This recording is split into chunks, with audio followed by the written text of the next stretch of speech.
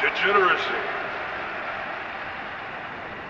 When a feeble-minded society loses faith in their absent God, it is degeneracy which becomes the state dogma. A priest caste of whores and smiling liars raining down their accursed glory from the pulpit, with their obsequious congregation gleefully ignoring the taste of infected piss and semen for the sake of a living wage in this modern era. This modern era! This great unending soft-kill Saturnalia slithers along in streets of broken pavement and sidewalks covered in crumpled plastic, cheap sex and expensive white dust. Degeneracy is what prevails! Degeneracy becomes the law!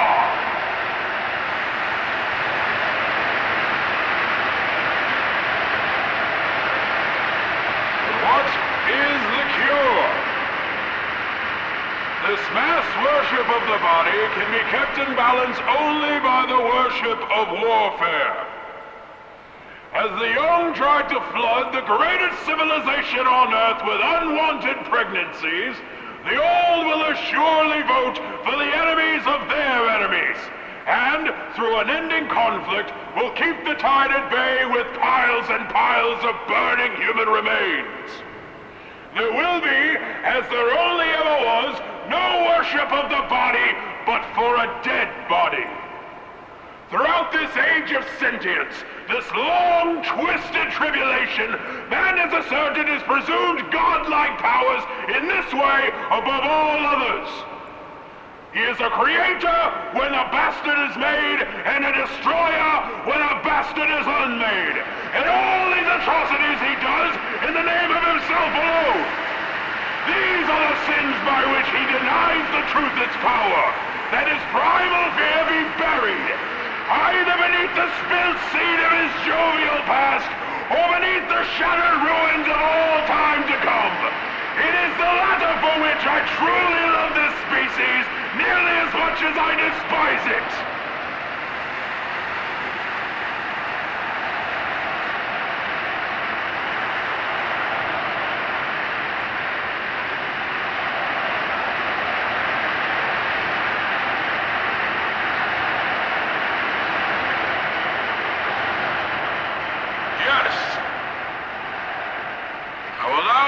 Upon the phenomena of mankind's primal fear.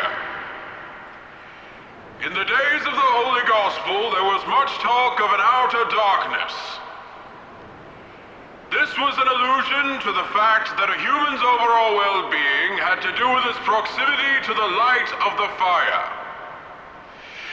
In these days, there were laws against murder, just as there are now.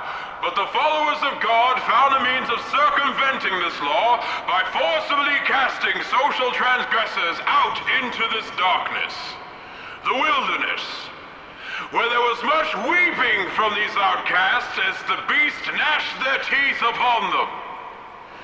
The fear of this darkness ruled man, as it does now. However, with the advent of widespread technological advancement, the nature of this darkness changed. As the fear of tooth and claw gradually subsided, the fear of other men rose. The color of skin and of banner, these became the fearsome unknown. Strange people, strange ideas became the enemy. Now that humanity has come to know every inch of the planet's surface, he wishes to cover it all in the blinding light of nuclear fire, because all he knows has become the unknown, and he is still just as adverse to the dark as when he was a frightened child in the looming shadow of the jungle.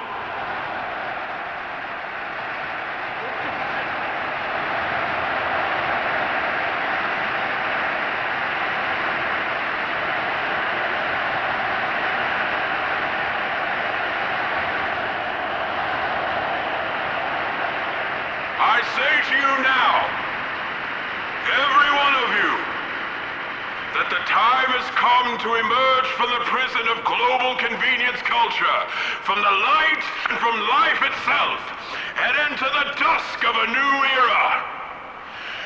is the epoch of the great revelation of truth, that the outer darkness cannot be defeated and should not be resisted.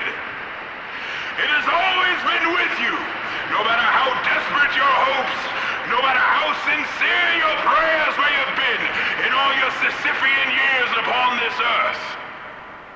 You have one course of action in these dying days: to become the outer darkness, to allow the divine light of the Lordship of Oblivion to swallow your world.